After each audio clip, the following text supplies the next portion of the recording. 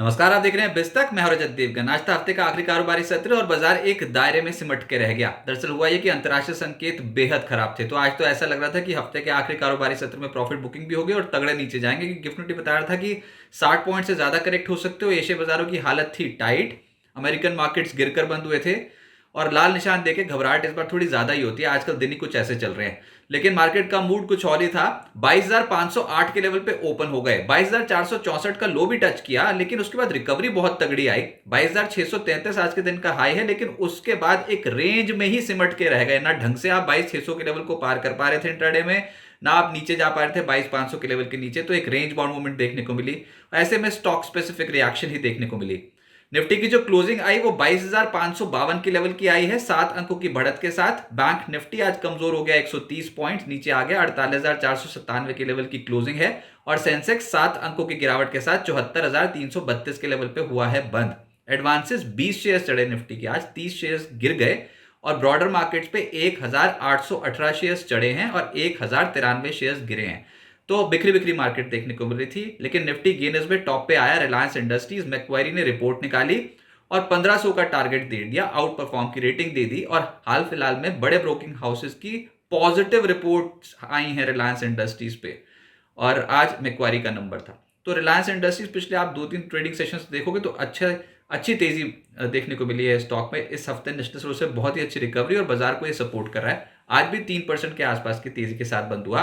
फिर Tata Motors, Bajaj auto जैसे auto stocks चढ़ गए 1% से 1.25%। बीईएल आज भी चढ़ा 1% के आसपास। हिंडाल्को 1% से ज्यादा चढ़ता हुआ नजर आया।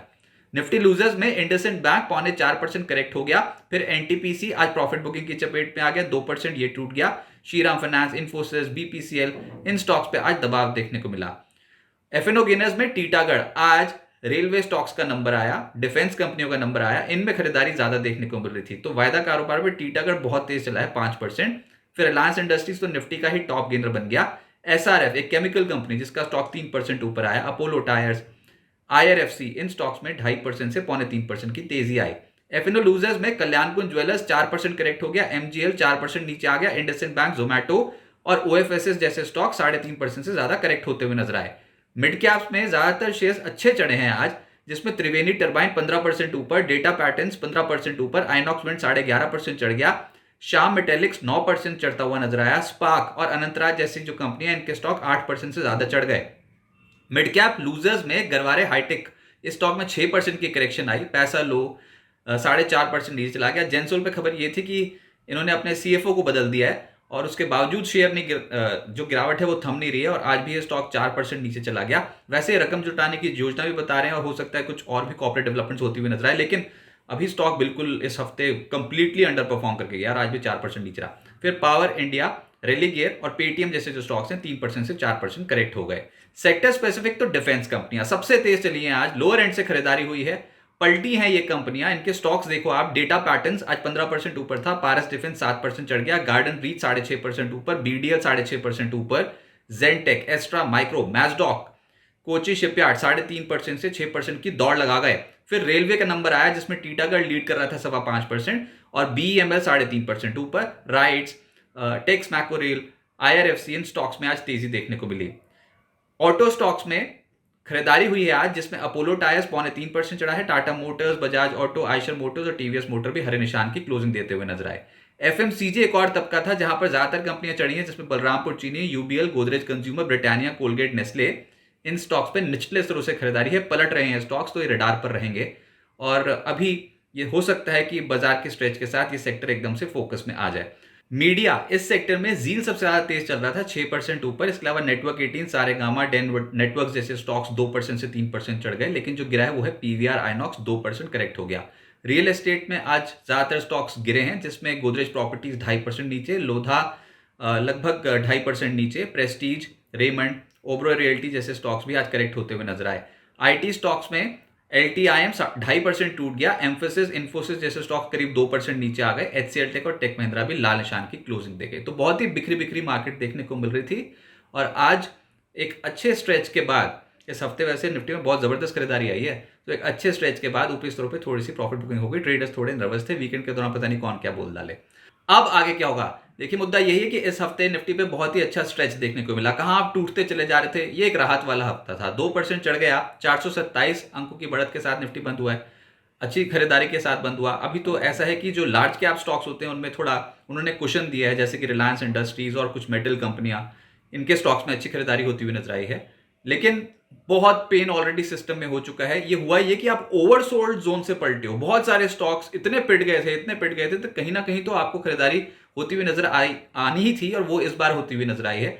अगले हफ्ते 14 मार्च को है होली, और उस मौके पे भारतीय बाजार तो बंद रहेंगे, यानी कि ट्रंकेटेड हफ्ता रहेगा। अगले हफ्ते सीपीआई के आंकड़े भी आने हैं महंगाई के, भारत में भी और यूएस में भी, उस पर नजर रहेगी। लेकिन इस समय बाजार पे अब जो स्तर आ रहे हैं वहां पर बुल्स और बेयर्स के बीच में बहुत ही तगड़ी टक्कर होगी। आसान नहीं होगी यहां से जर्नी, क्योंकि आप एक ऐसे ट्रेंड में हो जो आपने बहुत समय से नहीं देखा, और ये डाउन ट्रेंड है। अब इसमें यह भी पता है कि प्रॉफिट्स बहुत जल्दी लॉक हो जाएंगे, क्योंकि भरोसा ही बहुत कम होगा। डर इस बात का होता है कि कन्विक्शन की कमी है, कब कौन क्या बोल जाए, डोनाल्ड ट्रंप की ऐसी कौन सी पॉलिसी अगले दिन आ जाए जो समझ से बाहर हो जाए, या फिर कोई देश किसी के ऊपर कुछ रेसिप्रोकल टैरिफ लगा दे या नहीं लगा दे। ऐसी वाली जो चीजें होती चली जाएंगे ना, इससे बाजार बहुत बहुत ज्यादा नर्वस रहेगा।